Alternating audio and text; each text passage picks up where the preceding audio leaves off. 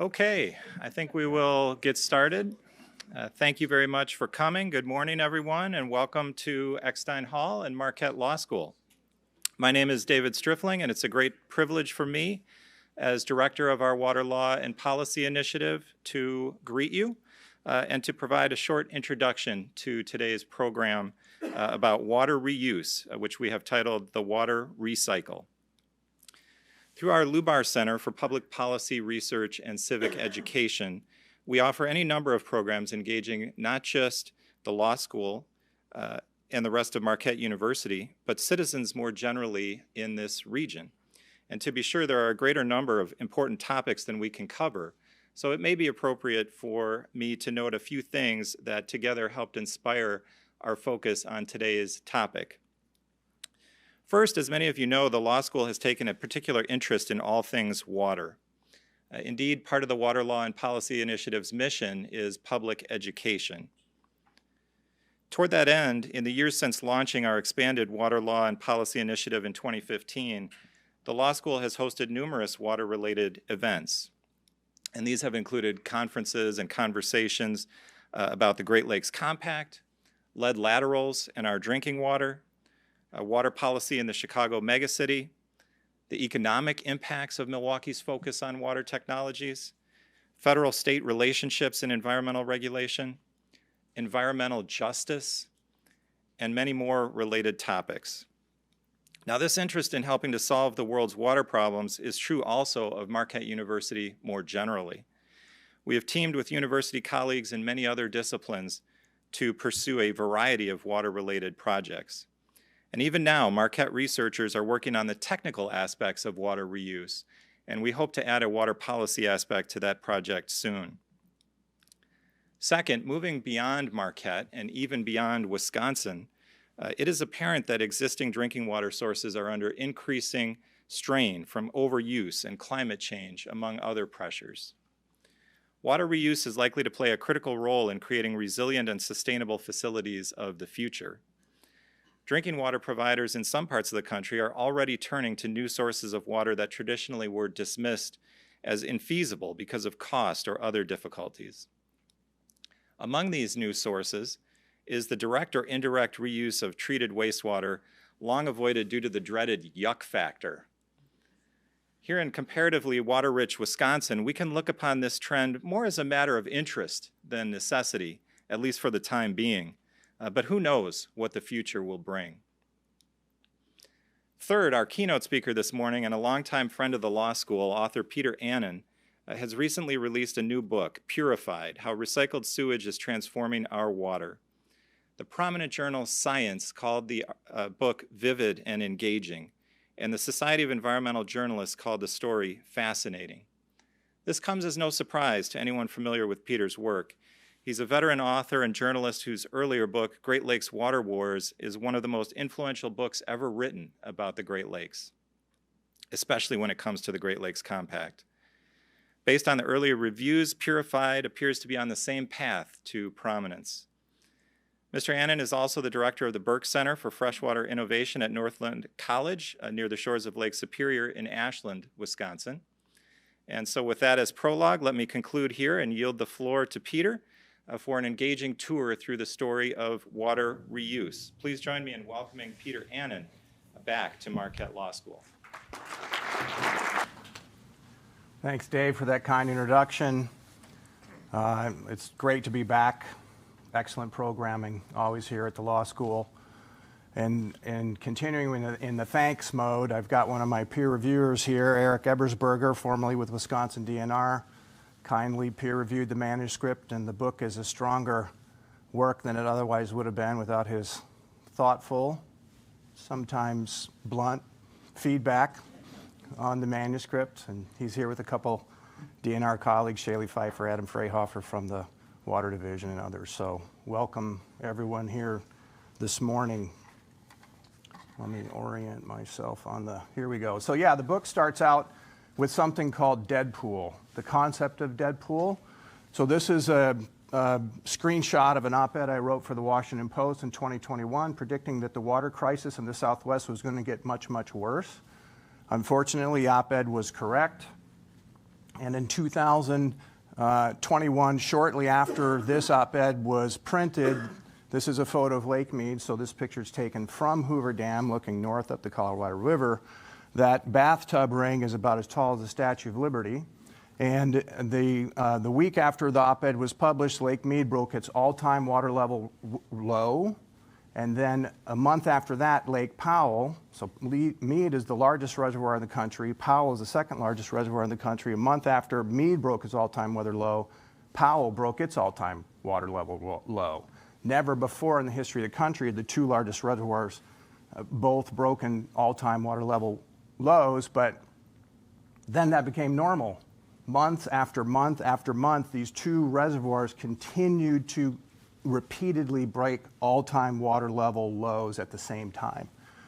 And so that led to this, and this is caused by the worst drought in 1,200 years in the Southwest. And so that led to this concern about dead pool. What's dead pool? Dead pool is the concept that the water falls so low behind the dam that the water can no longer flow through the hydroelectric turbines in the dam. And so then you have not just a water crisis, you have an energy crisis because the turbines aren't generating power for millions of people in the Southwest, and you also have a food crisis because much of the vegetables and fruits in our country are grown in the lower Colorado River watershed. In fact, 80%, 75%, 80% of the water from the Colorado River goes to agriculture. So we have seen a little bit of improvement, especially in the state of California with these recent atmospheric rivers. But Mead and Powell both are still only about 1/3 full, and Mead is still in a Tier 1 shortage. It used to be in a Tier 2 shortage, never before having ever gotten there. It still remains in a Tier 1 shortage. And I gave a talk to 700 water recyclers in California in November, and I said, how many people here think the atmospheric rivers have solved California's water problems? No one raised their hand. So it's not over by any stretch of the imagination. So again, these two largest reservoirs in the country supply water to 40 million people. So that's about the same amount of people who depend on water in the Great Lakes region. But the book also stresses that this is not just an issue in the Southwest. This is a capture I did of the U.S. Drought Monitor. It's fascinating for water geeks like me to check out the Drought Monitor. It sort of floats around, but there's always red, there's always problems, and it's not just, water issues are not just limited to the Southwest part of the country. So the takeaway from this first chapter in the book is that we have a huge climate-driven water crisis in this country, worse in some areas more than others, and that there are only two realistic options for new water supplies in the country, and that's desalination of ocean water and brackish groundwater, as well as water reuse or water recycling. But water recycling is actually the more sustainable option and when it comes to comparisons between desalination. We need both, but water reuse is the lower hanging fruit. Okay, so then the book segues into a series of case studies, starting with 1990s in San Diego, which was a leader in water recycling and became wrapped up in negative media coverage, which I'm going to talk about extensively, which is exemplified by this editorial cartoon. And there, you can Google it. There's a lot of editorial cartoons out there about potable water recycling. So, in my opinion, the San Diego case study is the most infamous potable water recycling implosion in the country's history. The term toilet to tap, which we're going to talk about a lot today, was not invented in San Diego, but it's where the term went national. And so, but at first there was no controversy. Things started out kind of copacetic, and the head of the program, Dave Schlesinger, was quoted in the paper in '94 saying, we're not getting any public outcry. But then, based on reviews that I did of hundreds of news articles, thanks to a lot of help from my research team, going way back to the 1980s, things changed with this headline in July 6 of 1997. You can see, water from Gulp where? City aims to make sewage drinkable. And this graphic, complicated graphic, was published with that news article, and I don't think most people went through the whole graphic, but you can see from the headline, from the toilet to the tap. And so this sort of was, like I said, that you could just sort of feel the media coverage start to change. And in subsequent months after this article appeared, there was more and more critical coverage, more and more use of the terms toilet to tap and other more sophomoric terms, and opposition to this sort of groundbreaking water recycling program in San Diego, mounted, meeting up with this key turning point in December of 1997. A public hearing was held, emphasizing the fact that poor areas of San Diego would receive this new experimental recycled water first. Why? The engineers, this is also a theme in the book, is that the engineers decided that it would save ratepayers money to go a few neighborhoods at a time unveiling this water recycling project rather than flooding the entire city. But they weren't thinking from a public relations standpoint. If you're going to start in the inner city, it resonates for all sorts of horrible reasons. And so this narrative starts where the poor are going to get the effluent of the affluent, and that really took off in the press. And so this public hearing is held, co-chaired by Steve Peace, a well-known Democratic state senator in California. You can see from this clipping, if you think you can get away with taking the effluent of the rich and selling it to the poor as drinking water, it's dead on arrival.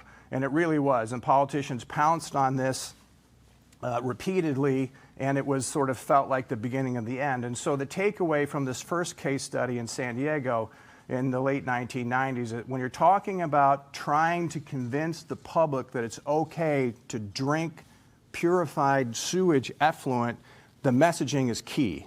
It's as much a PR book as it is a water book when we're talking about water recycling.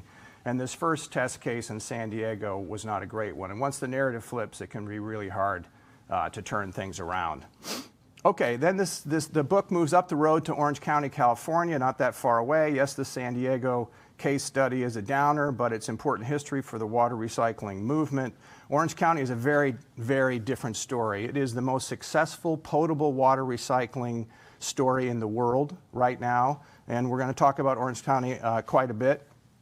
And we even have water from Orange County over here that they sent for people to try and, if they want to sample it here. We don't have enough for everybody, but only the brave, I guess. We'll talk about that. So, and so Orange County, since the 1970s, has been taking purified sewage effluent and then releasing it into the groundwater system, and then it stays there for months or years, and then is withdrawn by the water departments, treated again, and then delivered to homes and businesses throughout the county. Millions of people have been drinking this water for decades.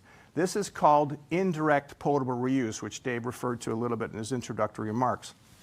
We're taking this recycled water, we're putting it into the ground, indirectly delivering it to customers in homes and businesses and things like that. So we're going to talk about indirect potable reuse and direct potable reuse today. So Orange County is a global leader in indirect potable reuse.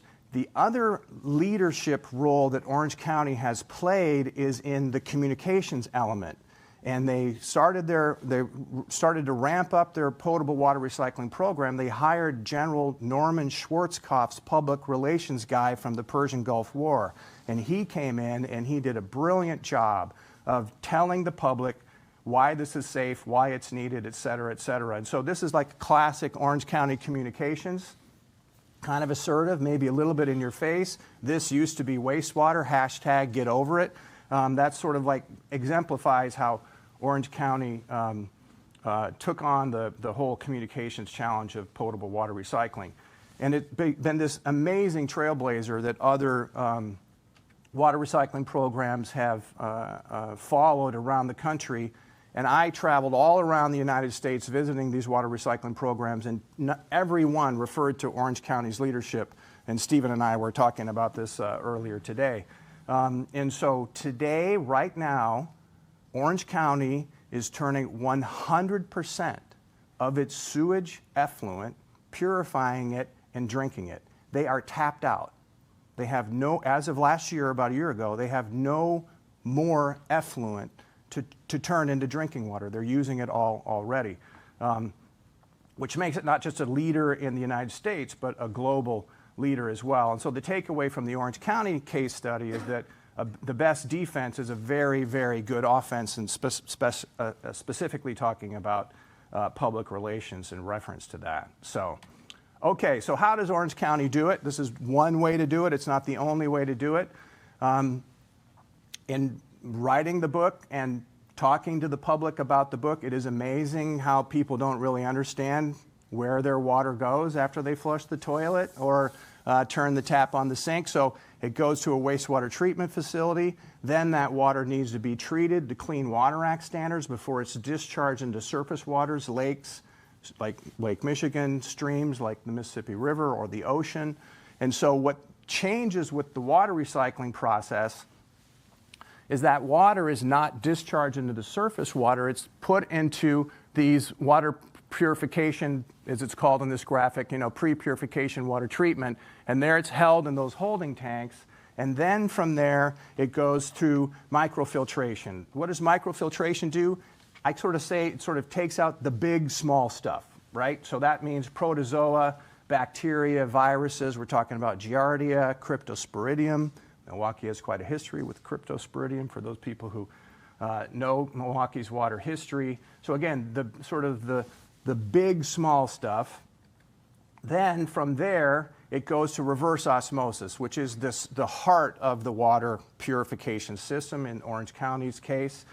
Reverse osmosis removes chemicals, pharmaceuticals, pesticides, PFAS, and any viruses that the microfiltration might not have picked up. And so I'm just going to stop here. There's a lot of concern about PFAS. If you want PFAS-free water, you actually want to drink recycled water. That is the water that is guaranteed to be PFAS-free based on these technologies. And so, so at that point, the water is now akin to distilled water. It's so pure that if it moves through concrete conveyance pipes, it leaches minerals out of those concrete conveyance pipes. So in many cases, they'll add minerals back to it. That's how pure the water is. But a key part of the water recycling process is real-time monitoring. All through super high-tech real-time monitoring. So all through these different stages of the water treatment process, Orange County Water District is monitoring the water intensively 24/7 with some of the leading-edge technologies in the world. And if anything happens to slip through, then they shut down the system or divert the water off, or both. Okay, then the next step is ultraviolet disinfection with hydrogen peroxide. This is an extra layer that's redundant to reverse osmosis, and this is just a just-in-case extra layer in the water treatment process. And then it's storage for, it goes into storage for recharge, as in groundwater recharge or delivery.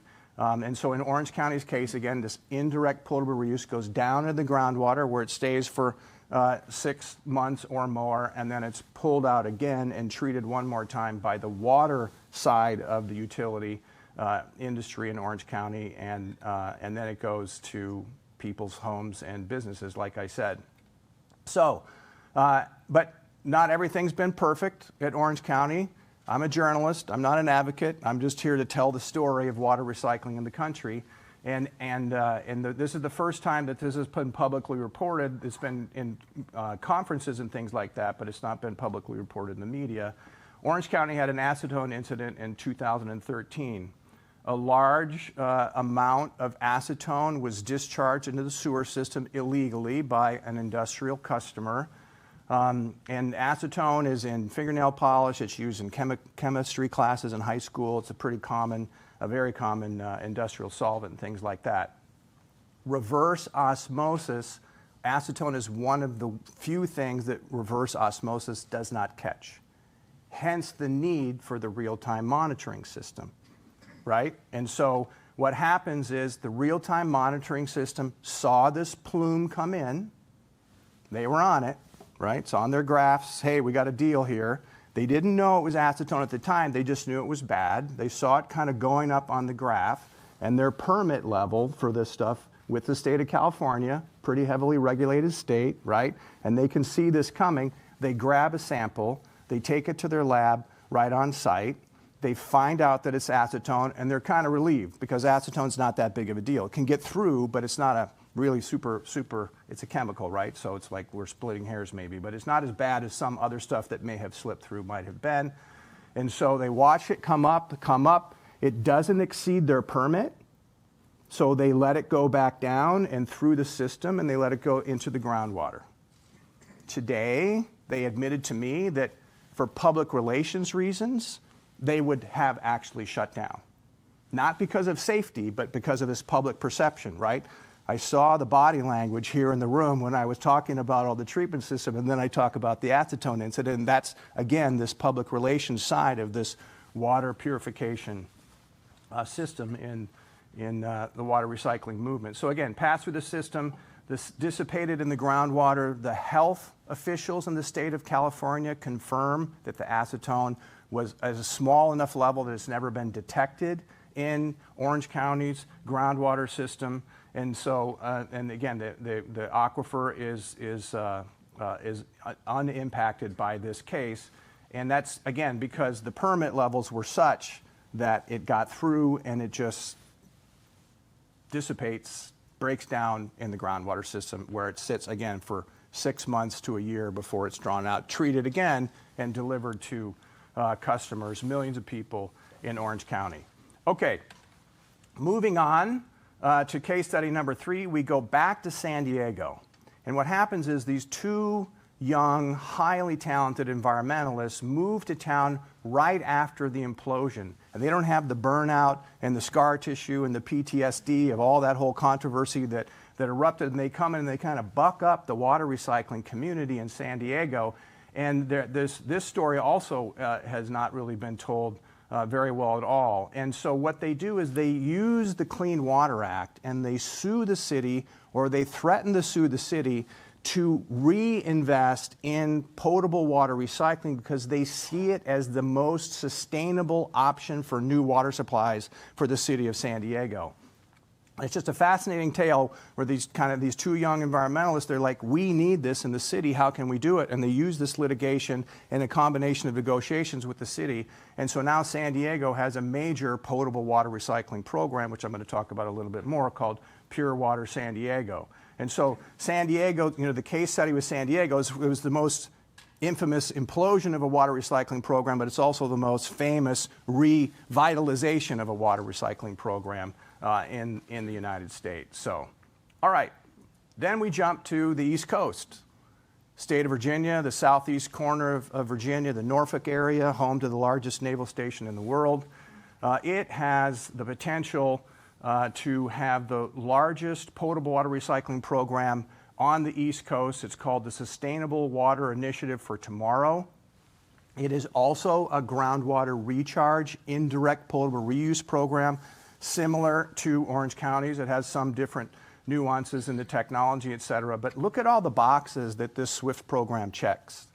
So major groundwater withdrawals in this part of the country. And so the land has subsided. People don't understand that the water can actually hold up the surface of the earth. And if you take out too much of that water, it slumps into what's called land subsidence. So SWIFT is going to recharge the aquifer with this purified wastewater effluent and stop the land subsidence. And some research suggests they might actually be able to reverse the land subsidence over time and bring that back up to close to where it might have been. Also, when the aquifer is full, it pushes fresh water out into the ocean, at the bottom of the ocean. But when that land subsidence and that aquifer is drained, then that's reversed. And salt water goes into the aquifer, contaminating what little water might be left. So by pushing purified, recycled water into the groundwater, it's pushing that salt water back, or at least holding it at bay where things are now. And then also, we're talking about just obviously replenishing the water supply in the groundwater system, and then reducing the amount of sewage discharge that is discharged in the Chesapeake Bay, which has very, very well-known nutrient issues. So it's really an amazing program that checks all these boxes. But the key takeaway here with this Virginia case is this is the swampy lowlands of Southeast Virginia, and it proves that water recycling is not just for dry areas of the country. It can be very important water supply alternative in wet parts of the country as well. Staying in Virginia for yet another case study, we've got the Upper Occoquan Service Authority in Occoquan, Virginia. We're in suburban Washington, D.C. This is one of the oldest water recycling programs in the country and definitely the oldest potable water recycling program on the East Coast. It definitely set a precedent with regulators in the state of Virginia. When SWIFT came forward and wanted to do its program, it wasn't the first one, and so that made it, the SWIFT people are very grateful for Occoquan's leadership. Occoquan is kind of known as the Orange County of the East Coast because it was emerging in the 70s and 80s, and it's been there so long it's almost forgotten locally. In fact, my publisher, Island Press, is based in Washington, D.C. Some of the staffers who work at Island Press live in the Occoquan service area, and they didn't know they were drinking recycled water until they read my book. And so the takeaway for this case study is that eventually potable water recycling can become normal if it sticks around long enough. All right, now we move to Texas, and we're getting into direct potable reuse. These two circled cities here, Big Spring and Wichita Falls. We're going to start with Big Spring. The worst drought in Texas state history is 2011, by far. It exceeded the mega drought from the 1950s. And so the single worst drought year, 2011, Big Spring almost runs out of water.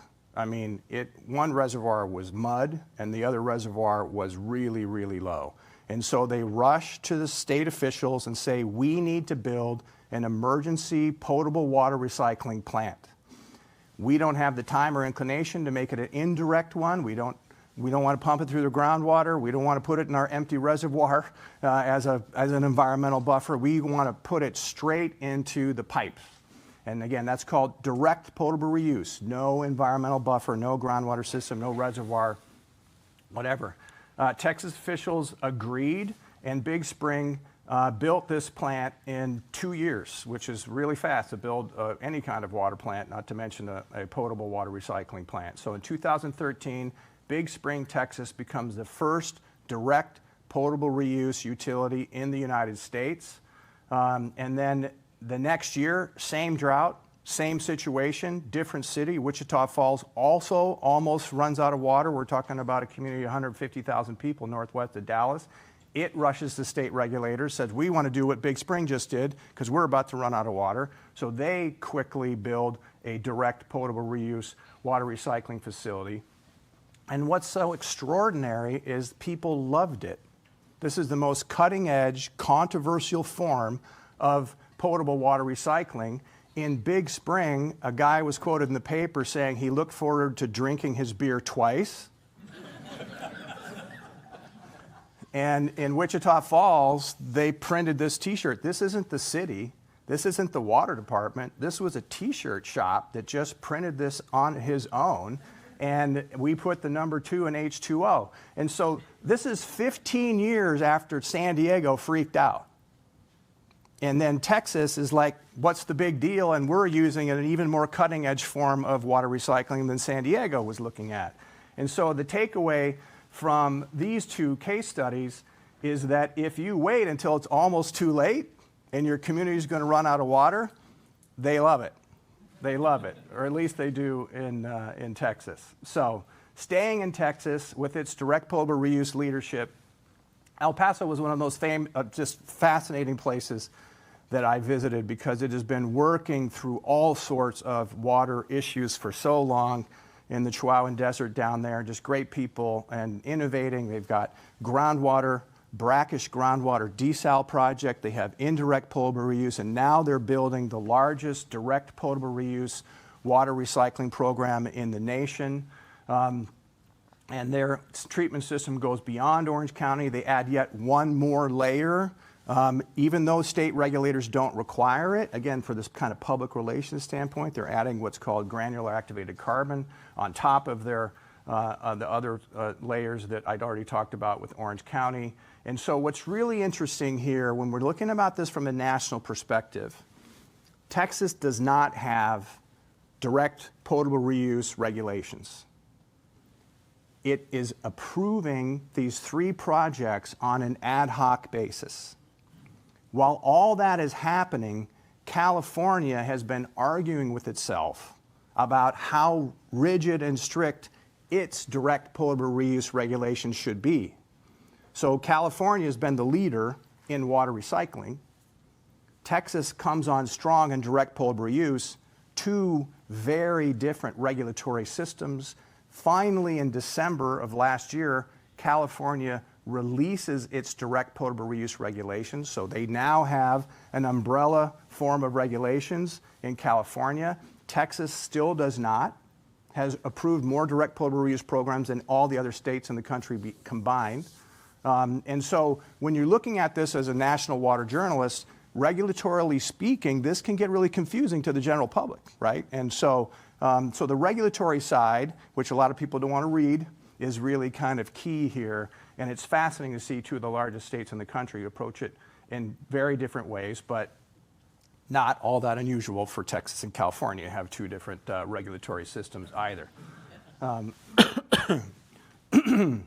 So that's a takeaway for the El Paso case study. All right, moving back to the east, kind of flipping back and forth here because that's the way the narrative worked well for the book. We're going to Tampa, and wow, Tampa was quite a place to visit.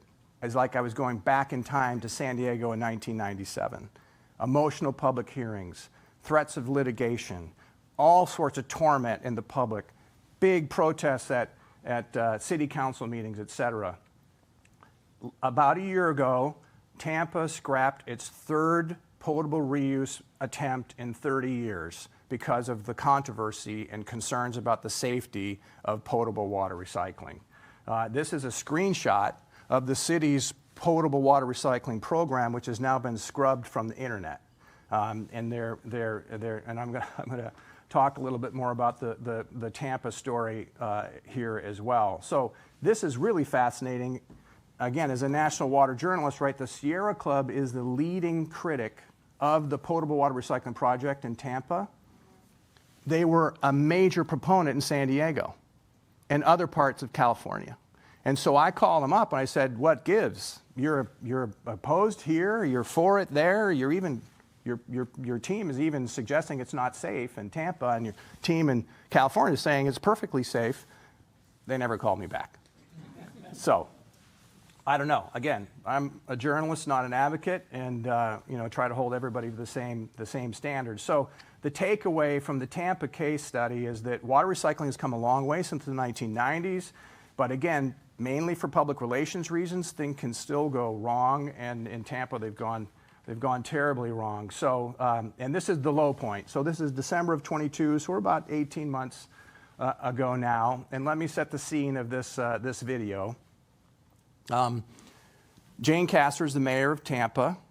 She's a Democrat. She used to be a Republican, but a Democrat Republicans have never won the mayoral race in Tampa, so she switched parties. Might have added to the angst here from the Republicans. She's up for re-election in December of 2022, and one of the main criticisms of her administration is this water recycling project, right? This pure Tampa water recycling project. So during the election, the Tampa Bay Young Republicans produced this scathing video. And I just want to remind you, in '97 in San Diego, it was the Democrats that killed the project. In Tampa, it's the Republicans that tried to kill the project. We live in a red-blue world. Everyone wants to know which side, who, where, whatever. It doesn't matter with water recycling. What matters if the political consultants think they can leverage water recycling to make the other side look bad. That's what my research has shown. And so let's watch this video here. Have you ever flushed your toilet and thought to yourself, I'd really like to drink that someday? Well, now thanks to Jane Castor, that dream can become a reality. Jane Castor's Toilet to Tap program has been shut down numerous times and opposed by just about every environmental group in the state. I can't imagine why. But thankfully, Jane is going to make this project her #1, or should I say #2, priority for you, me, and our families. Mommy, can I drink my potty water yet?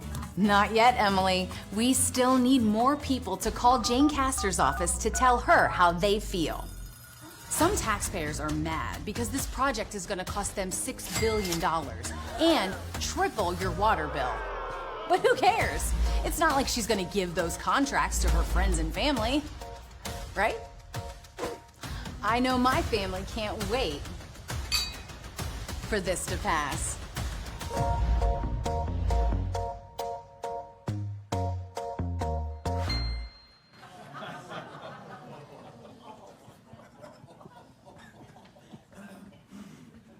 Yeah, something else. But here's the thing, and it comes out in the book repeatedly. If you want to stoop that low, there's a lot of sophomoric material here.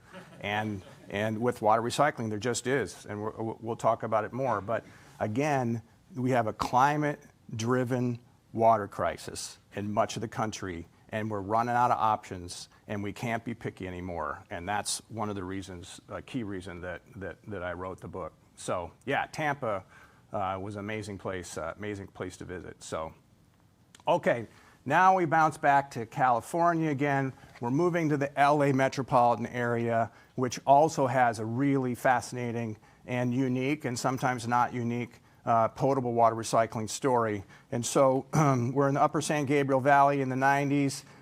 We're in suburban LA right now. We're going to get urban in a little bit, but we're in suburban LA. The county has a potable reuse groundwater recharge project, again with the Upper San Gabriel Municipal Water District. It is a groundwater recharge project, not the same as Orange County's, but the same principle. We're going to take that water, we're going to put it indirectly through the groundwater system and draw it out.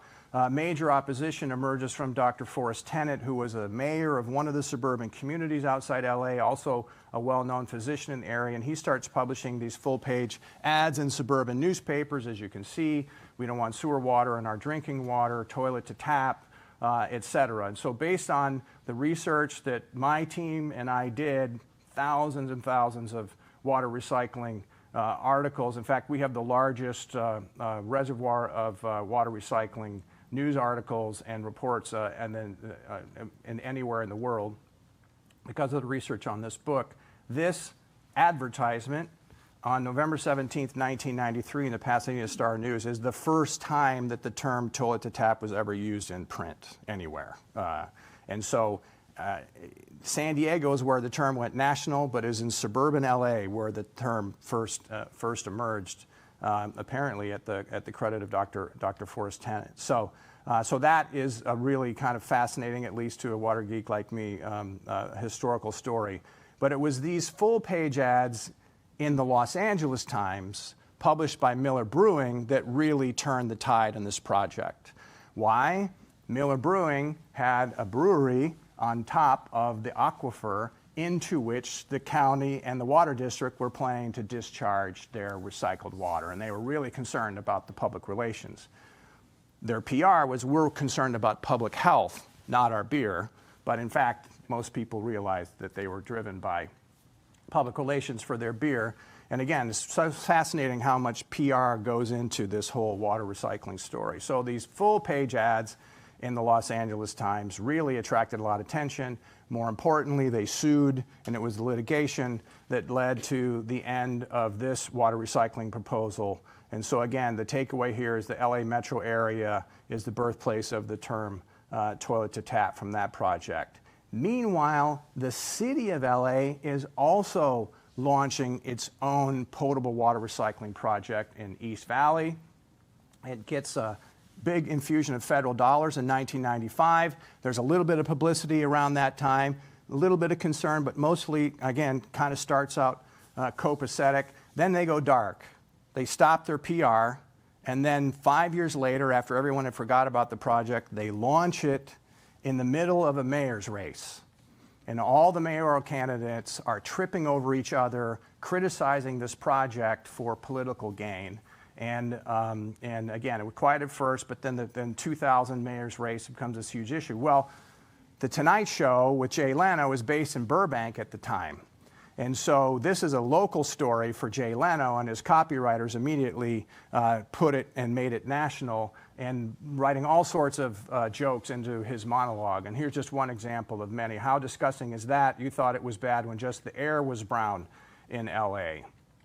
And so the takeaway here is that reuse is really easy pickings for late night comedy programs. I talked about California's regulations passed in December.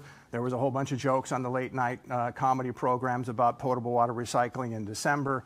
In Wichita Falls, that was on the late night comedy shows about people drinking toilet water, et cetera, et cetera, et cetera. So, I mean, the problem is, right, I mean, for the people who are living it, this water situation is not funny anymore. Okay, staying in the city of LA, look how much things change after 20 years of mega drought. Mayor Garcetti pledges in 2019 to recycle 100% of Los Angeles's effluent into drinking water. Again, implosion in 2000, 19 years later, we go 100%, from 0% to 100%. That's what 2 decades of mega drought will do to you. This amazing turnaround from the dark days. And how about, talk about a potable reuse statement. Second largest city in the country is going to recycle 100% of its effluent by 2035. The book makes the point that they're never going to get it done by 2035, but they're on that way. And there's been no opposition. And so what's really interesting is that this lack of opposition in LA suggests that maybe in some parts of the country, obviously not Tampa, some parts of the country, this sort of toilet to tap era may finally be ending. Staying in the LA metro area, the Metropolitan Water District of Southern California has its own major potable water recycling program. This is the largest water wholesaler in the United States. It actually started in 2017, a couple years before Mayor Garcetti's initiative. And so, look at this. You got LA, more than 200 million gallons per day. We've got Metropolitan Water District at 150 million gallons per day. San Diego at 85 million gallons per day. Orange County at 130 million gallons per day, and they're tapped out, as I already said. No other region of the world is investing more in potable water recycling than Southern California. So the takeaway is that Southern California's leadership in potable water recycling is truly globally significant. Okay, we're getting to the end here. Final chapter of the book raises this question. If we're going to invest in new water supplies in this country, should we be investing in water recycling or investing in water diversions? As those of you who have read my first book, it's a total anti-water diversion book. We don't want to take water from the Great Lakes and send it to the Southwest or internationally or wherever, all of which I talk about in that book have all been proposed. And so what we see here is that Arizona, desperate, right? We're having building issues in Phoenix right now because of a lack of water. And so they're talking about water diversions again, as you can see from these headlines. So the state clearly has more room to explore, especially with conservation, especially conservation in the ag sector. But they also could be investing more in water recycling as well. Scottsdale's been a leader, but they've not been regulatorily allowed to deliver it to the public, except through beer mainly, in special circumstances. Phoenix is late to the game, but is now moving heavily towards potable water recycling. But state officials are still talking about interstate water diversions, possibly from the Mississippi River. That would be unprecedented in the nation's history, right? So there are diversions from the Colorado River to adjacent states. But there has never been a water diversion that went from one state crossing other states to the ultimate destination state. There would be like a whole new precedent-setting initiative, and Arizona is still seriously considering it. So this is a press release that went out from my publisher when the book came out, because the book is quite critical about this water diversion idea being very, imagine the carbon footprint of just moving that water over or through the Rocky Mountains, right? I mean, it's just really crazy, but that's how desperate things are. So the book argues that water recycling would be a much, much better investment. And if we're going to invest in new water resources, again, the book suggests that it's this water recycling, potable water recycling in particular, is where our money should be going. And look, it's a lot of federal money that's going into these projects, and these are your taxpayers. So this is, you definitely have, skin in the game. So why did I write the book?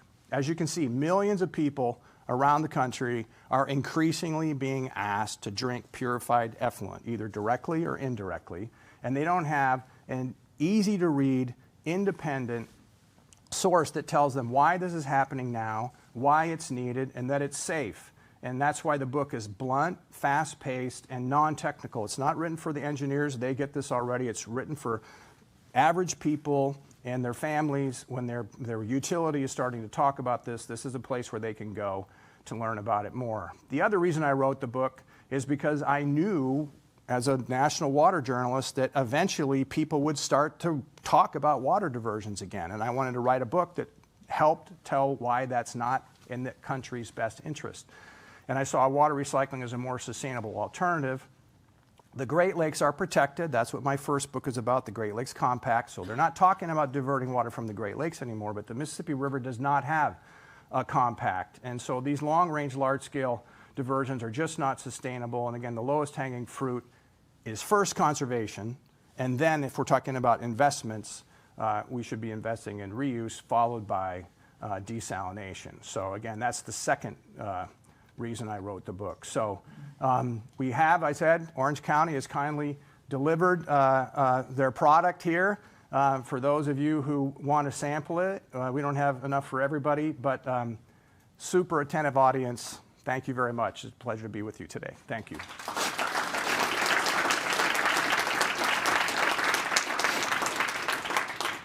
And Dave, we have time for a few questions. So yeah, so I think there's a microphone, floating around here. So if you can make my way to you.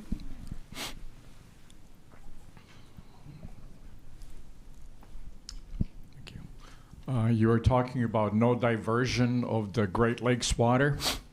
Obviously, we have one going out to Waukesha.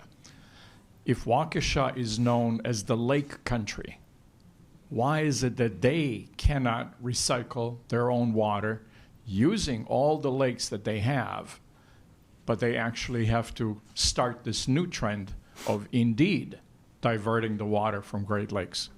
Yeah, well, the three people who worked hardest on the Waukesha file are sitting right behind you, and they did a great job. They did an amazing job.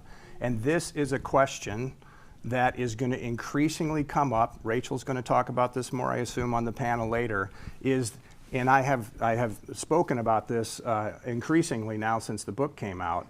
Water recycling was not at the stage where it is now when Waukesha was heating up. And what's increasingly going to happen with the Great Lakes Compact, in my opinion, not speaking for the DNR behind you, is that people are going to be asking that question. For the next Waukesha, shouldn't you be recycling instead of diverting? Even though it's legal under the Great Lakes Compact, right? The authors of the Great Lakes Compact said from the beginning that it would be a living document that might have to change or transform over time. And one of the things, right, is that to get a Great Lakes water diversion, you have to prove that there's no reasonable water supply alternative.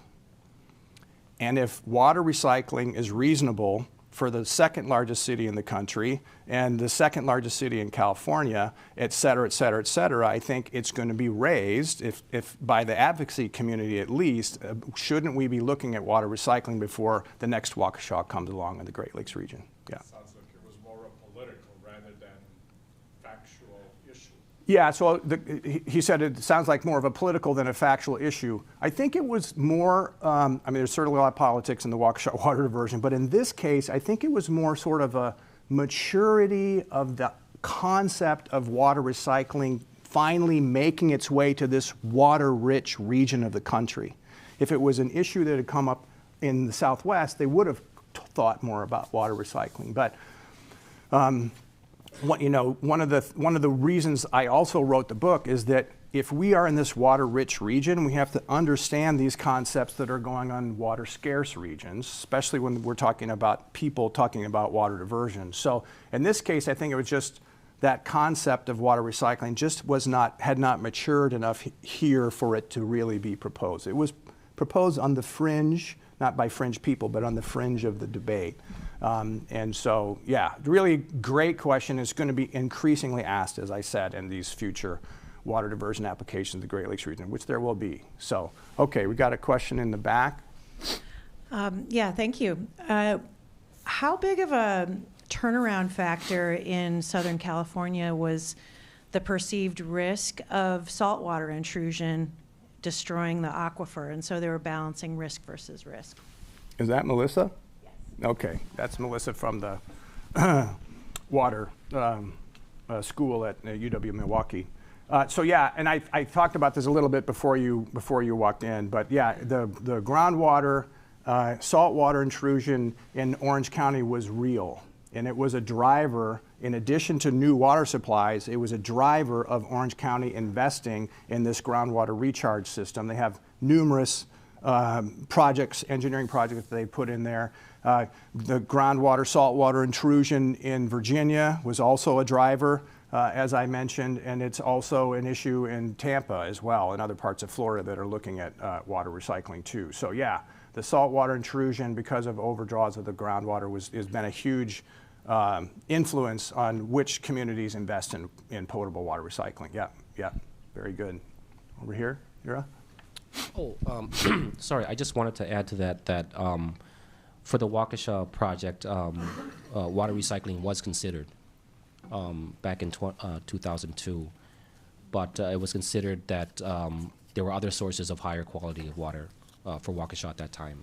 And that, as you mentioned, Peter, I think the technology was not well understood at that time. Yeah.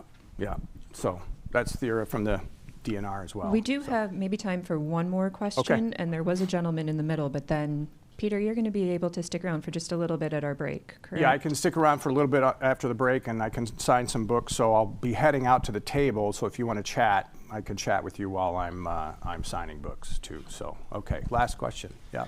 Thank you. So especially in the Arizona area, you discussed that they're heavily considering pulling in water from outside sources. What percentage of their water needs can be met by the current water recycling technology in the urban areas, and then especially in some of those rural agricultural areas that may not be able to recycle everything that they're using for irrigation? Yeah, excellent question. So, you know, and Rachel and I were talking about, so Israel gets its drinking water in part from desal, and then it uses its recycled water for ag. And so I think Israel could be a model for Arizona because, like everywhere, most of the water goes to ag. And these are sprawling, far-flung farms, you know.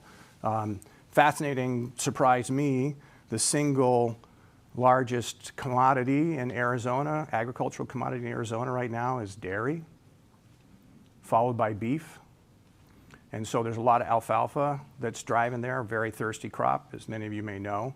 And so number one, Arizona needs to get better as its conservation on the farms, especially, and in the cities as well. And I think we're going to need to look at some sort of combination of rethinking how this water works in the state of Arizona. So Phoenix is investing heavily in now, a little bit late, but now they're investing heavily in potable water recycling. Part of the problem is they have a long-term contract with the local nuclear power plant to send non-potable recycled water there for cooling, and that's like wrapped up in a 50-year contract or something like that. So they're kind of stuck between this long-term contract. Other things, and the other thing that is fascinating to me, in Arizona, you only need to prove that you have 100 years worth of water before you can build. Who lives in a home that's older than 100 years in this room, right? And other places, right? Just keep going east. And so it's just a fascinating concept that you only need to prove you have water for 100 years. And so what we're seeing is that there's some development issues because some of these new developments can't prove that they have 100 years of water. And so I think the state and these cities need to rethink things like that as well, right? And they're just running up with these sustainability issues. So more conservation, more investment in recycling in the ag sector, definitely more recycling in the urban sector, and there's a lot of crazy ideas coming out of Arizona right now, including building the largest desal plant in the world on the Gulf of California and Mexico, and then diverting that desal water all the way up to Phoenix. Yeah, so again, exemplifies the desperation and the climate-driven water crisis that we're in. And Arizona's other problem is that it has the lowest ranking in the prior appropriation of the Colorado River. So it has to give up its segment of the Colorado River first. So I feel like I'm geeking out on the water thing in this last question, so I'm going to stop there. But thank you again for your great attention and your great questions this morning. Thank you. Okay.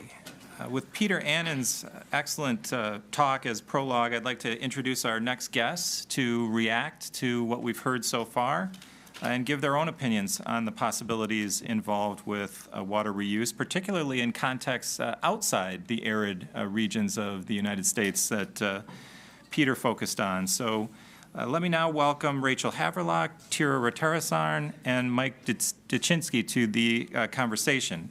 By way of introduction, Rachel is Professor of English and Director of the Freshwater Lab at the University of Illinois at Chicago. Tira is Chief of the Public Water Engineering Section in the Drinking Water and Groundwater Program at the Wisconsin Department of Natural Resources. And Mike is a Research Civil Engineer at the United States Army Engineer Research and Development Center, or ERDIC. Please join me in welcoming them to Marquette.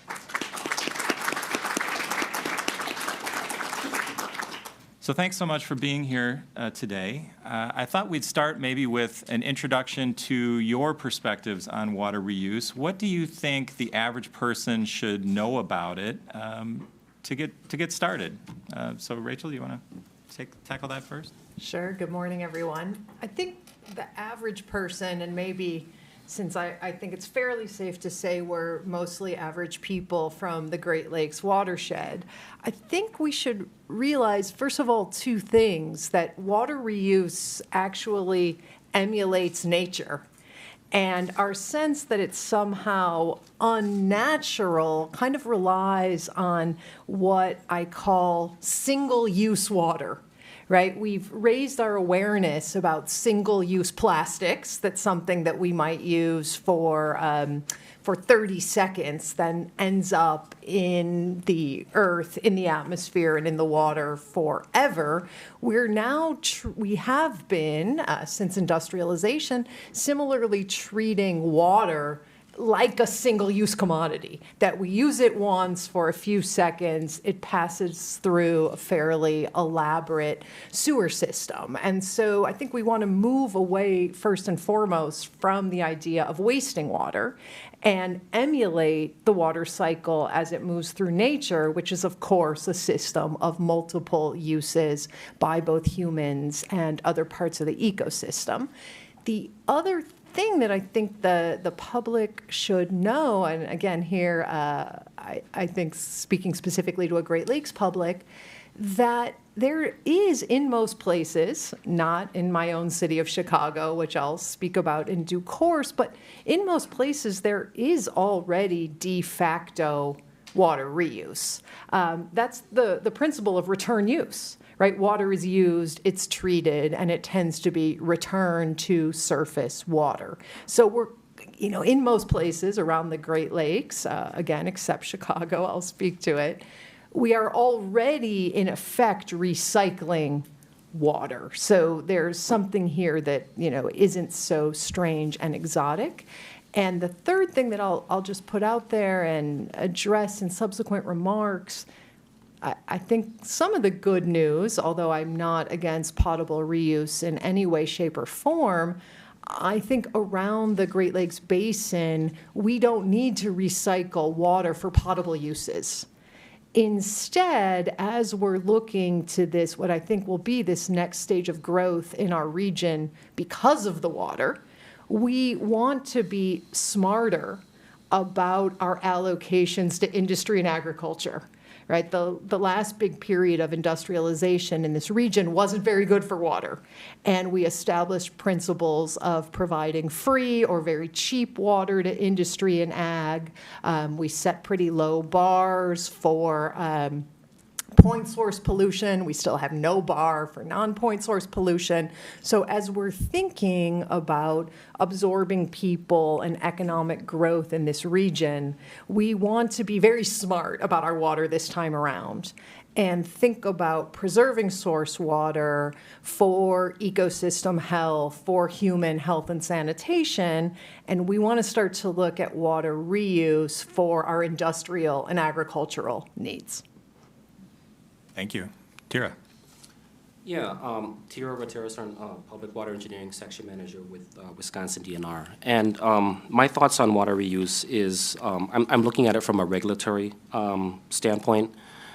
And I just want to make say that no one recycles water because it's cool. People do it because they're faced they're faced with a situation where they either don't have any water at all or they use recycled water.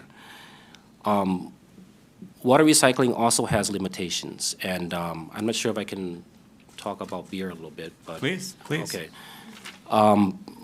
I don't know if anybody remembered, but back in 2015, there was a front page article about someone that brewed beer from wastewater effluent, and that was me, actually. And I did so as a wastewater engineer at that time, and I spent a lot of time looking at water quality standards and also drinking water quality standards as well. And I thought it was a good idea to get people talking about water. And it actually had that effect. It did get me into quite a bit of trouble, though, with my own organization because I didn't ask for permission to do it. And I guess the saying goes, it's easier to ask for forgiveness, but that didn't go over very well either.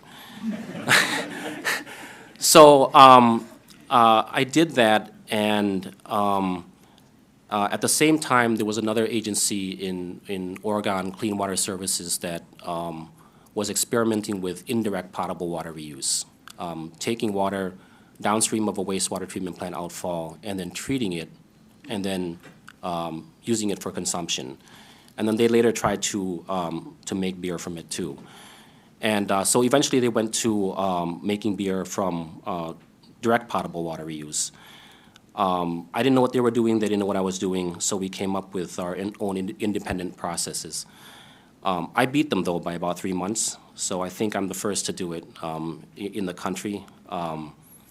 That fact gets lost over time, so I try to take every opportunity I get to remind people of that. But there's a reason why I don't brew beer anymore from effluent, and the reason is that I understand that there's limitations to what can be treated with water. And in Peter's book, he mentions that there was an incident in Orange County where acetone was released into a waste stream, which wasn't picked up by the wastewater treatment plant, which wasn't picked up by the RO system they had there. And it was it had an environmental buffer, which luckily they did, because if they were using direct potable water reuse, people would have consumed water with acetone. And that's the reality of direct potable water reuse.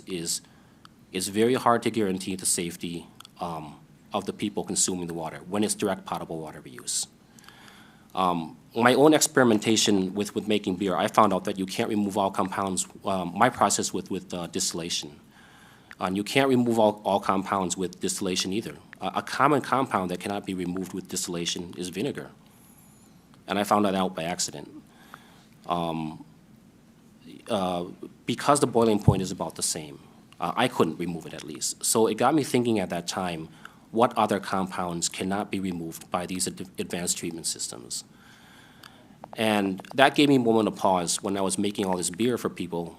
The last thing I wanted was someone to, say that they got sick from the beer that I made, or sue me. That's the last thing that I needed.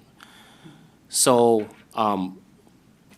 I think there are limitations to using effluent, and it should be used as a last resort. In Wisconsin, we are a water-rich state. We are surrounded by 2 Great Lakes, the Mississippi River, and we also have various lakes and streams within the state.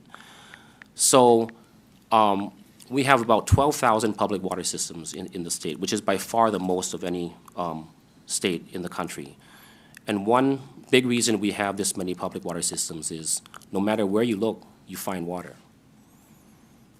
And we have out of the 12,000 public water systems we have, only one has applied for and been approved to reuse recycled water, and that's Grassland Dairy in Clark County. And the reason why they were allowed to use recycled water is because, well, number one, they didn't have to go through a public perception issue, which, in my opinion, is by far the hardest to overcome. The second reason is they had their sanitary and their processed wastewater separated. And they controlled what goes into their processed wastewater. And then number three, they had what we call the technical, managerial, and financial capacity to install and operate such a system. In Wisconsin, for community water systems, let's say a municipal water system to use recycled water, most systems in Wisconsin do not have that technical, managerial, and financial capacity.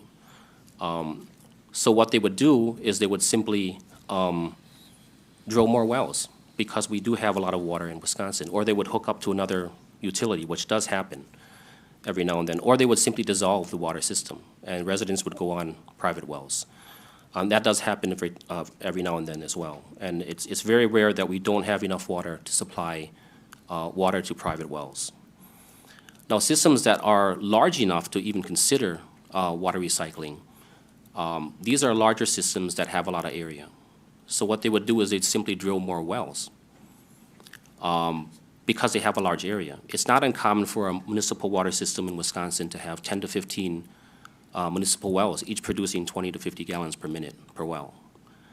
If that doesn't work, they would simply hook up to another system, because there is water in Wisconsin. Or they can pipe water in from another location that does have water. And if all else fails, they can take water downstream of a wastewater treatment plant outfall, treat it, and use that water. That's commonly known as indirect potable water reuse, but in Wisconsin, we don't define it. We don't have a definition for indirect potable water reuse. All we require is that a surface water treatment plant intake be at least 1,000 feet away from a wastewater treatment plant outfall. If it's at least 1,000 feet away, we just consider that to be surface water.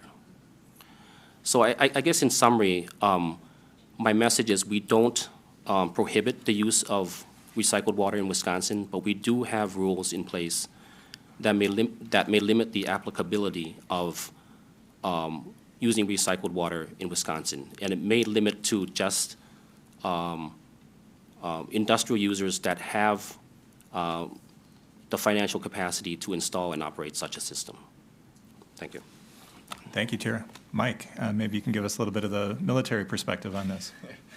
A little bit, for sure. And thanks again, Dave, and the program for having us. Again, my name is Mike Dzinski. I'm on the what we like to call the worst team at the URTIC Construction Engineering Research Lab, and that is the Water Use Resilience Security and Technology team, the worst team. So we do a lot of work with Army installations predominantly. It's DoD installations too, but installations are these odd little towns dotted through the U.S. and the world that do everything that essentially enables the military mission, right? You'll have places for soldiers to train, sailors to muster. They tend to be these, again, odd little small towns. They have their own utility services, and they rely on water for everything they do, naturally. So hearing about water reuse, and I'd certainly echo some of the points, especially that Rachel made about sort of de facto water reuse and the element of if you're drawing from surface water, you are probably doing some de facto water reuse there. I think when you're thinking about what you want the average person to know about that, I think that's somewhat relevant to at least get past that first barrier of potentially the egg factor.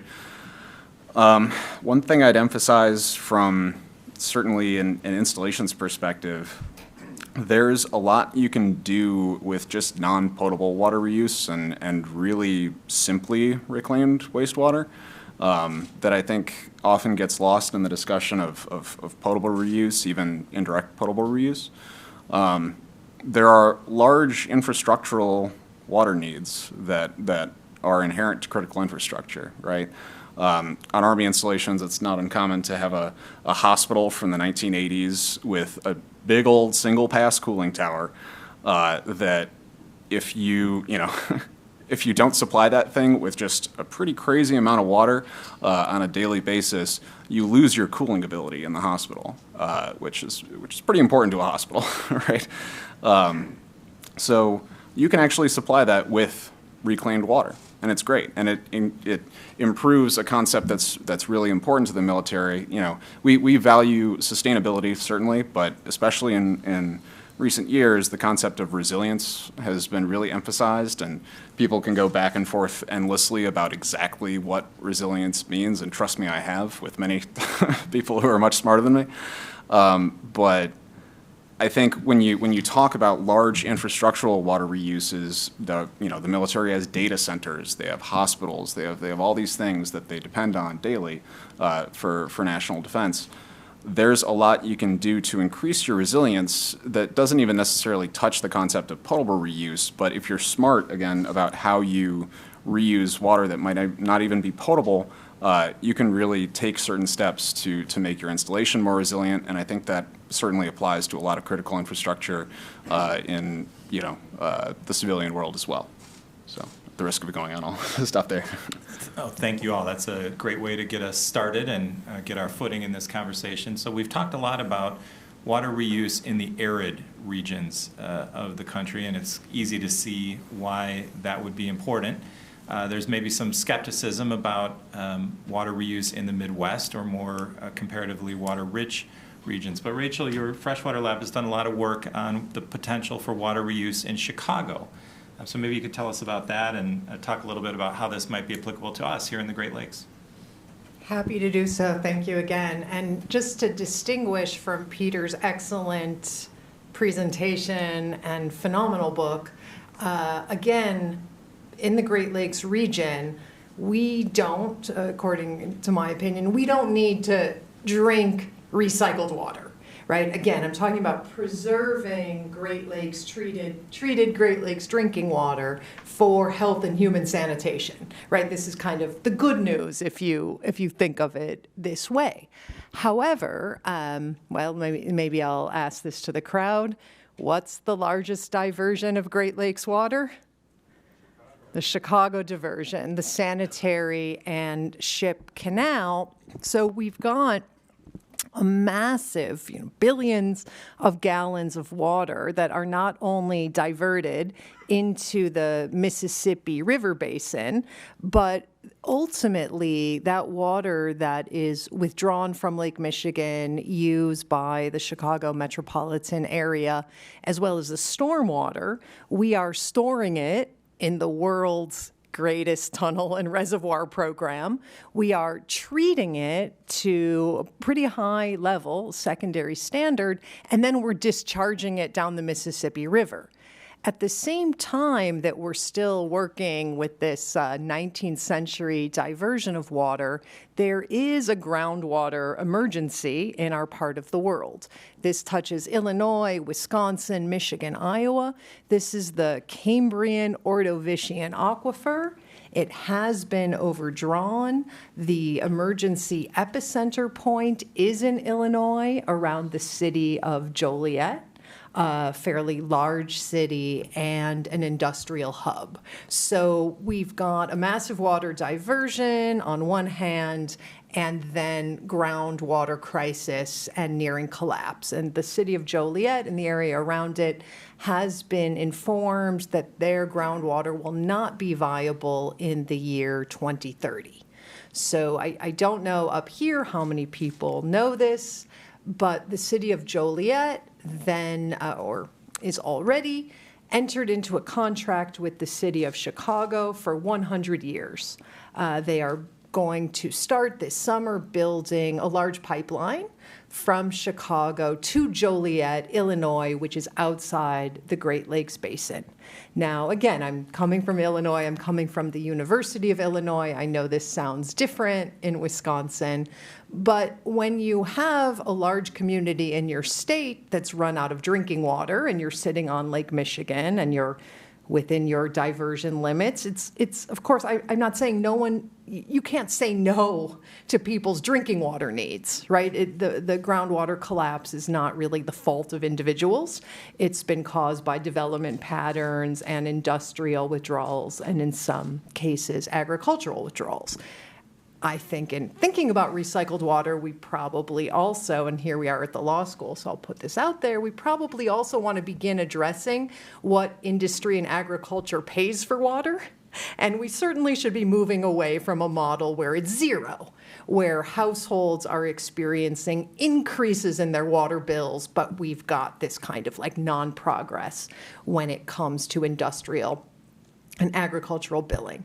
So in short, my team, I am originally from Michigan, so maybe I'm splitting the difference between an Illinois and a Michigan perspective. We came and we looked at the Joliet water deal, and we said, okay, you've got to give people drinking water. We do not want humanitarian emergencies in fairly water-rich areas or really anywhere. But at the same time, Joliet is not the only community above that collapsing aquifer.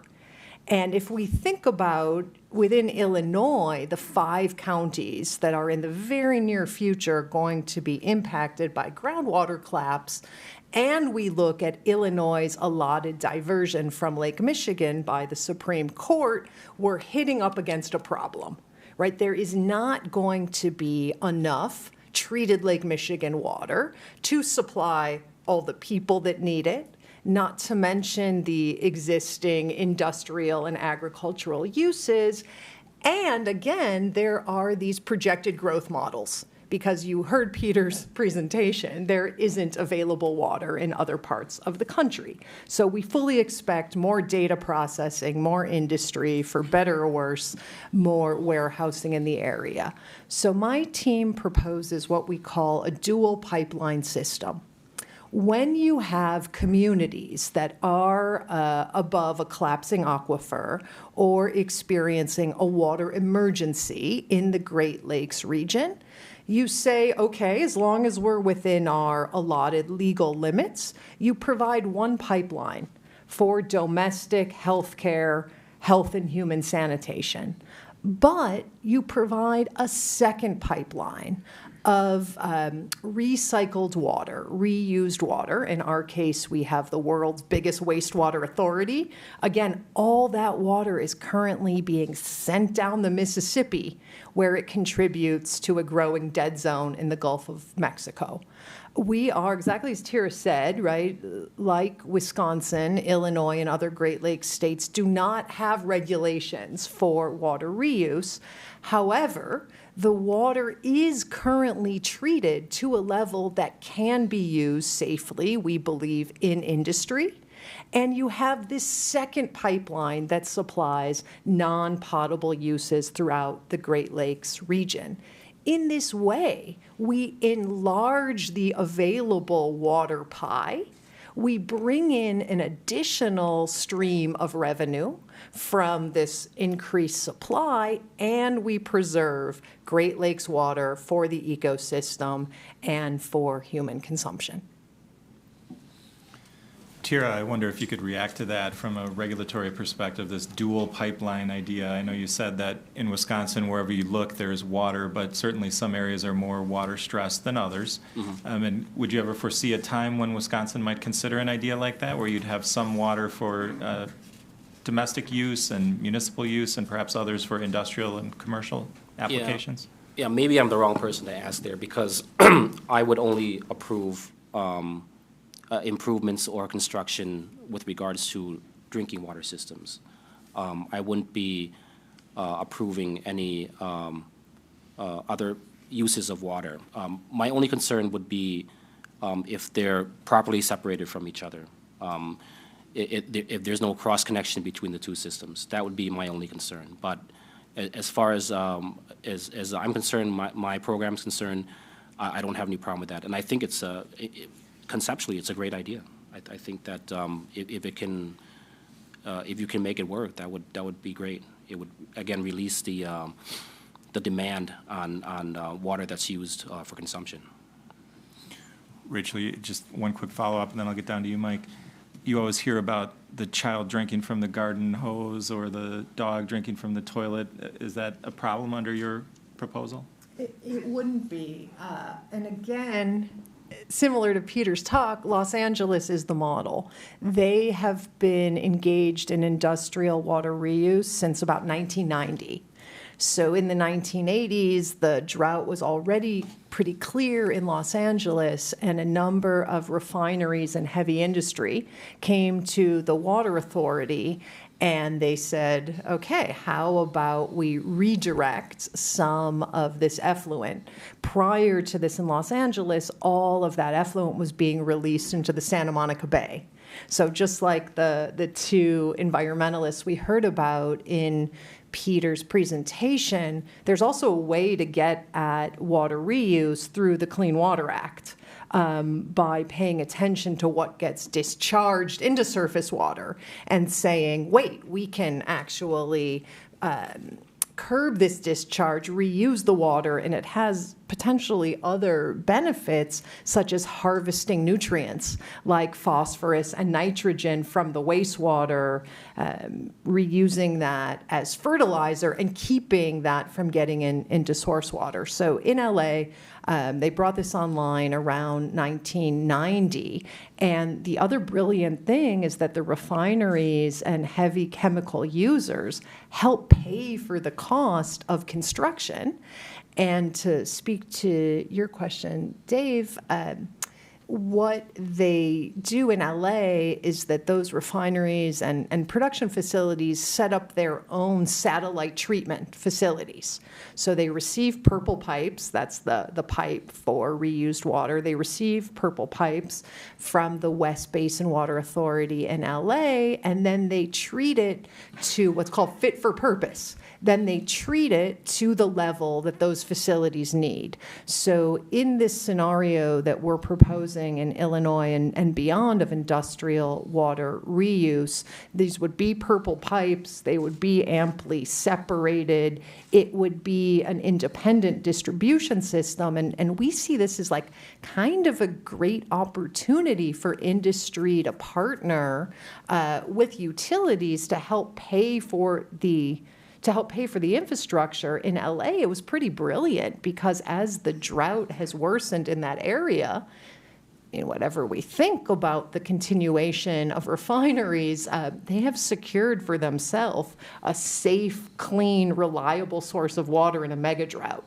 So there are a lot of advantages for industry, and also industry can bring that water level to exactly what they need with no interference in the drinking water system and kind of, no chance for anyone to randomly come upon it. And of course, this requires the best of monitoring and public health standards just to make sure that all the workers in those plants, that everybody is never exposed to any kind of harmful water. But what's already, even if we did nothing at many of our wastewater treatment plants, that is high quality water. I mean, again, in Milwaukee, if I'm not mistaken, that water's treated to a level that it can be discharged into Lake Michigan. So that's a high level treatment already that's coming out of these plants. Mike, I know you're working on some cutting-edge research projects. Maybe you could tell us a little bit about that and if there's any potential for crossover to civilian applications as well. Sure, and sort of related to that, there was also a prior point where some installations do already have a sort of separate purple pipe system just for their sort of local uses for which reused water is appropriate. Very similar to what was being mentioned, but they just take a diversion from their wastewater outfall and then essentially pump it to a big, nice purple tower, and then they have purple pipes coming from that to some cooling towers, to some irrigation. And it's an interesting instance of policy sort of affecting these things because there are certain instances where they can't use it because the state regulation specifies that you can't use the reclaimed water on surfaces of greater than a certain grade because they're worried about nutrient runoff and sort of collection because apparently some nutrient levels in the reclaimed water are still a little bit high. compared to potable. But they also very much wanted to use it for dust abatement. And they had a fill point that was, a fill point is essentially a water spout that can fill up these, what they call water buffaloes, to go out into the field. But the utility that serves the installation wasn't going to let them do that, partially because of, similar to the child garden hose problem, they didn't want to take the risk that, these are groups of soldiers in training going out to a site and using it to essentially spray down roads to make sure dust doesn't come up. But they couldn't be sure that, it wouldn't end up getting, drank by somebody who just either didn't understand or didn't care, the distinction.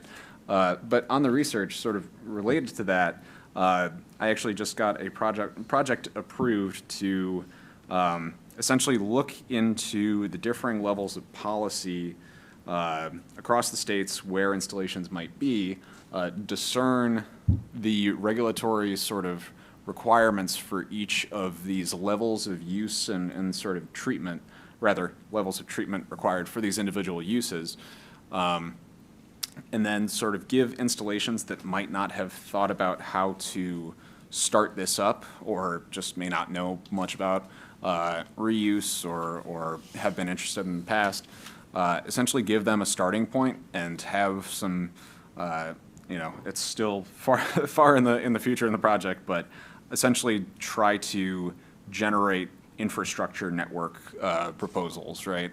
Sort of say, hey, you have your cooling towers here, and here. You have some fields that you could irrigate. And then say, well, if you just put a nice little purple pipe system right here and here, and you started it with this much in year 1, this much in year 2, this could really be a project that would save you however many, millions of gallons a month or a year, right? Which can make quite a difference if you're in the middle of a disruption or in a really water scarce area. So that's more to come on that, hopefully. Yeah, so you talked a little bit about the importance of policy and law, and as someone mentioned, we are at the law school, after all. So I wonder if anyone wants to react to the question of how important good guidance and policy and laws are to these questions that maybe takes away some of the fear of rogue operators, just operating in this space. Governance and the importance of that. I'll open that up to anyone on the panel. I'm ready to go, but I feel like I keep going first. I don't want I just spoke a whole bunch, so it's up to you, dear. You can start? Yeah. This is spoken as someone who works in water policy, but it's vital. First, I'll quote someone from the Chicago Department of Water Management I was meeting with yesterday who said, right, we really need the policy community to help set scientifically based, rational ways to address these questions. So that is just a direct quotation. But what I'll say even more is that this water reuse is part of climate change adaptation. We have to make sure that there is ample water for operations. We have to make sure that we're also, harvesting things that can be reused from water.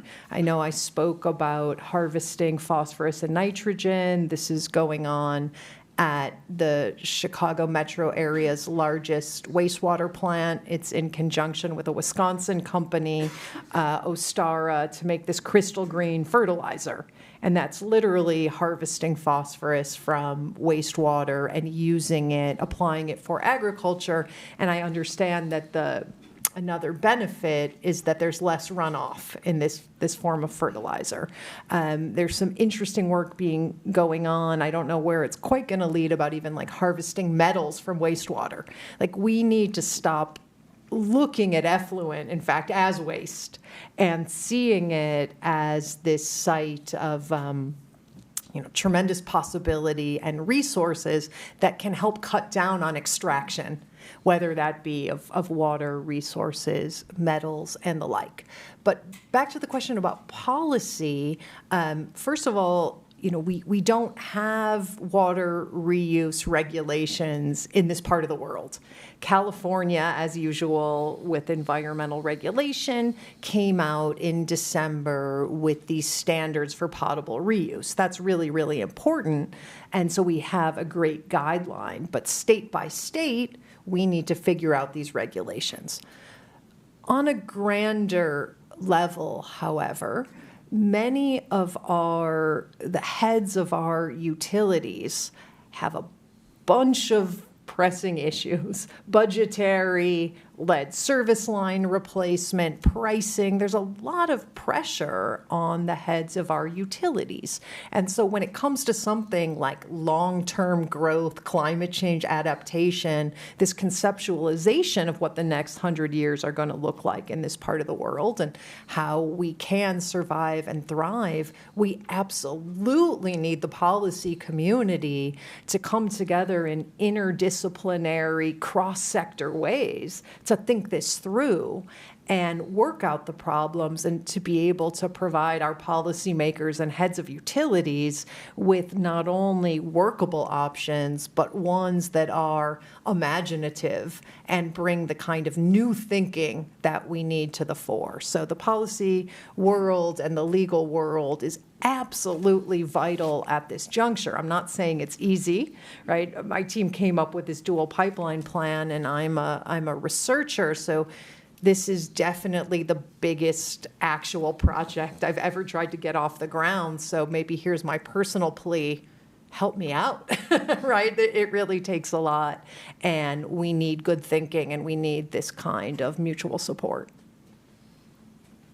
Tira.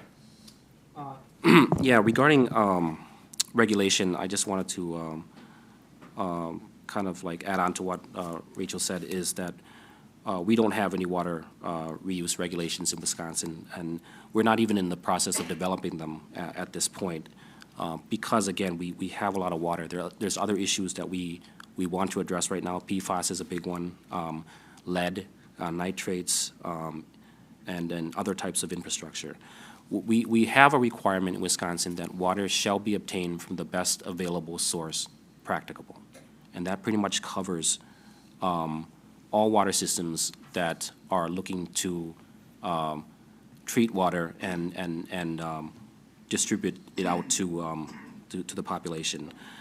And when it comes to water reuse, one part that doesn't get mentioned a lot is somebody has to sign off on these projects, and that's someone.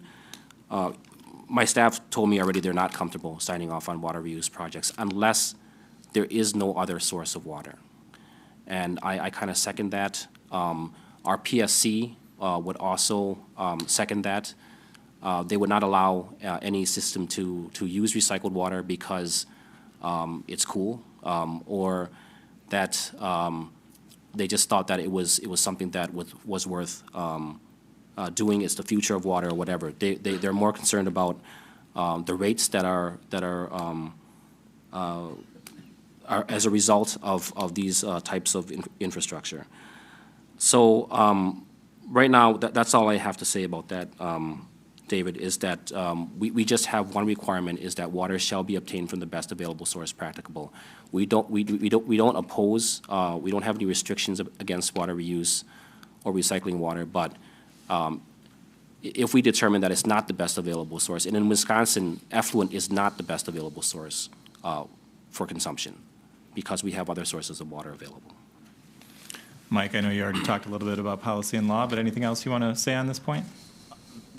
Absolutely. I mean, nothing in the military should be happening without associated policies and adherence to all state and local and federal law, right? And then there's additional layers of policy from the federal level in the DOD, right?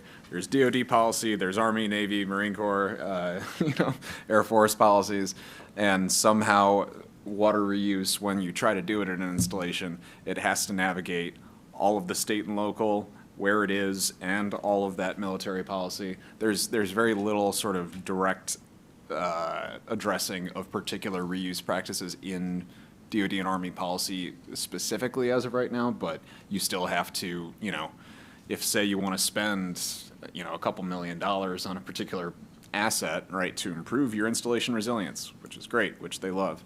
But you have to actually have a way of expressing how you do that through this particular thing that you're trying to do, and then meet all the requirements of policy in terms of, you know, sometimes measurement and verification of various things, right? Is it saving you any money, right? There's a certain amount of ROI that you can get through some of these water reuse projects on sort of small scale, you know, depending on various things.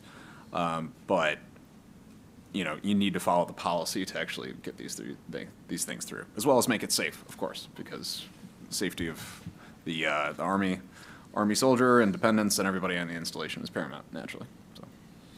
All right, so we've got about 10 minutes left before we wrap up. I do want to give an opportunity for questions from the audience. We will not have a microphone passing around this time, so I'm just going to repeat whatever questions anyone has for those viewing online or for the purposes of the recording. Any questions for the panel? Yes, sir. Yeah, Rachel, you mentioned the two-pipe solution or alternative. Does your purple pipe discharge include maybe discharge to groundwater to recharge aquifers? So if I could, I'll just repeat the question or summarize it briefly. The question was, would the Rachel's dual pipe solution involve any discharge to groundwater as a recharge option? It's a great question, because especially the Cambrian Ordovician that we're sharing in Illinois, where the groundwater crisis is the worst, we actually thought about it. I was like, Orange County, as we heard from Peter, I was like, this is beautiful. We've got this Chicago diversion. We're having in Illinois as well as Wisconsin increased precipitation because of warming. This is great. We'll take our floodwaters and we'll inject them in the aquifer, and we'll bring those levels back and reduce subsidence. It was a beautiful vision, although we found out in Illinois, where the groundwater emergency is the worst, there's very unique geology. There's actually a fault line called the Sandwich Fault Line. So we could inject all of the treated effluent and treated stormwater. And the way that the Illinois State Water Survey puts it is that recharge of the aquifer in Illinois on a human time scale is impossible. So we did look at that, because you also get a lot of benefits in that way, and it is, again, de facto industrial water recycling, because the industries in the area are drawing from it. It's not possible because of the geology, and it also enables something which I mentioned earlier, which I really, really think has to change, which again are industrial water rates. So to re-inject it, I mean, you would also have to produce a very, very high quality water. And that's a great thing, but it does cost money. And so if we continue, free groundwater pumping by industry, and we re-inject it, then we're not bringing industry in as the partner that it needs to be.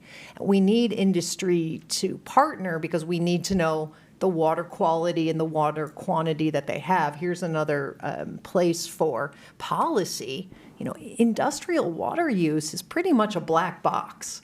I took this to the water reuse conference last month, and I was like, does anybody have data? And everyone kind of giggled, because we don't have that information. We need industrial partners to figure out the water that they need, and we need industrial partners to really shoulder the burden of the cost of building this infrastructure to ensure their profits, but also to ensure that households don't shoulder the cost of water alone, which is right now individual households basically are subsidizing industry. So I wish the injection, and there are other places where that might be possible, but in our case, I'm afraid it isn't. Other questions? Yeah. Not so much a question, but a comment that when you're working with reclaimed water, you have a salt issue. Typical reclaimed water has 800 to 1,200 total dissolved solids, milligrams per liter total dissolved solids. So as a consequence, If you're using it for cooling, you can have scale issues. If it's around any kind of metal, you can have enhanced corrosion issues. So also if it's being used for agricultural applications, non-edible agricultural applications, you could eventually deal with the salting out of the topsoil. Comment was that when you're dealing with reused water, it often has a high salt content, and so you have to deal with some of the effects of that. You had a question, sir? It's along the same lines. What is the problem, during the winter time, you have episodic road salt going into the system. What would this do to the reuse systems? So it's following on to what he said. Thank you. Yeah, the question is, especially during the winter months when you have heavy use of road salt, does that make its way into the reused water, and how do we account for that? Anybody have a thought on that? Well, I mean, water systems that draw water from the lake, that they would, they would treat the water, and then it would go to the wastewater treatment plant, and then they would have any type of I&I that goes in, and other sources. But yeah, there is quite a bit of salt, I think, that is left over in the wastewater treatment plant effluent. And I did realize that when I was treating it myself, that there was quite a bit left over. It's another potential site of partnership with industry. Water engineer with whom I'm in touch said, oh, this is maybe also a great opportunity to address the total dissolved solids that industry is directing to the plants. So again, this partnership with industry would encompass that as well. Right, and you end up with the salt problem, and sometimes the chloride problem and the brine. In Peter's book, he says, I mean, this is a little bit different because he's talking about potable reuse, but he says, look, there is brine that has to be disposed of. It ends up being less than is the case with desalination. But right, it does not solve that problem. I mean, so even if you use reverse osmosis, you still have some byproduct that has to be dealt with. Yeah, I'll just add, I know I'm just the moderator here, but we've done some work on chloride problems, policy solutions to chloride pollution at the law school. And really the solution is to stop putting so much salt down in the first place. Very difficult to remove it after it's in the water system. So we've got to wean ourselves off our heavy salt diet when it comes to our roadways. I think we got time. Oh, go ahead. Just one thing, conventional water treatment systems do not remove chlorides. Right. Yeah. I think we've got time for one more question before we need to wrap up. Yes. You mentioned a couple times that Wisconsin has a surfeit of beautiful, best available water sources. So we're not thinking about dealing with effluent of human use, I guess. But how does this thinking interact with our concentrated animal feeding operations? I mean, we have CAFOs in Wisconsin that do pollute those brilliant water sources, rendering them unusable for everyone, and we don't know for how long. I mean, it's a problem that we've been dealing with for a long time now. Isn't that falling under the same set of concerns? So the question is, we do have a lot of water in Wisconsin, but we're polluting it via various means. A person mentioned concentrated animal feeding operations, and does that enter into our thinking? I think, Tira, this one's probably mostly for you, as to the need or necessity for water reuse projects. Yeah, we do have programs in our department that work with that to limit ag waste, and it is a problem. And most water utilities in Wisconsin, I can only speak about drinking water, is we unless it's from the Great Lakes area or from Lake Winnebago, which supplies water to our some of our major users. It's all groundwater. We don't use any type of river or stream water in Wisconsin. So I think, I'm not sure if I'm the best person to ask there, like what we're doing with the ag programs, but it hasn't had an effect on drinking water sources from what I see.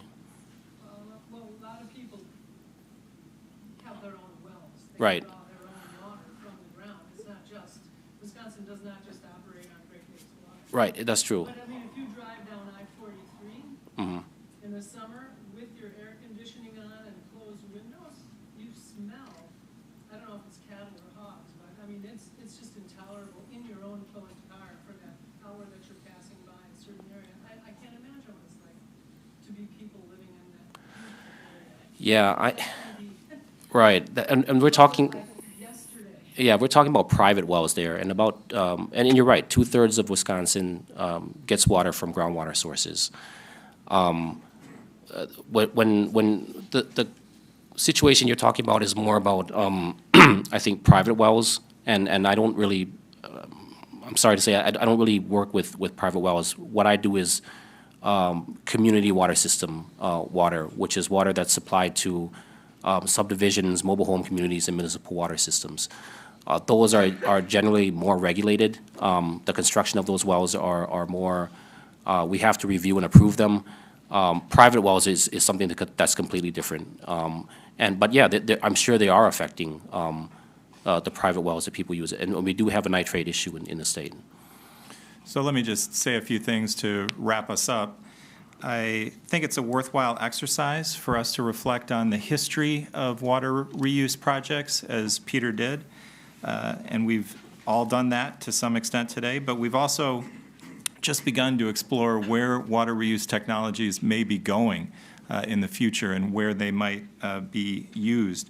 And I hope that the event today brought us together in furtherance at least of those conversations and in terms of creating opportunities for future collaboration and cooperation. So for all of us here at the law school, I want to thank Peter Annan, as well as Rachel, Tira, and Mike for offering their expertise. I want to thank our event staff, and of course, all of you here today. We wouldn't be able to do programs like this if not for your interest. So please don't forget to enjoy some refreshments on your way out. I see there's still 2 bottles of the Orange County water left for the brave, as Peter put it. And feel free to stick around and continue the conversation. So thank you again, and I hope to see all of you at more programs in the future.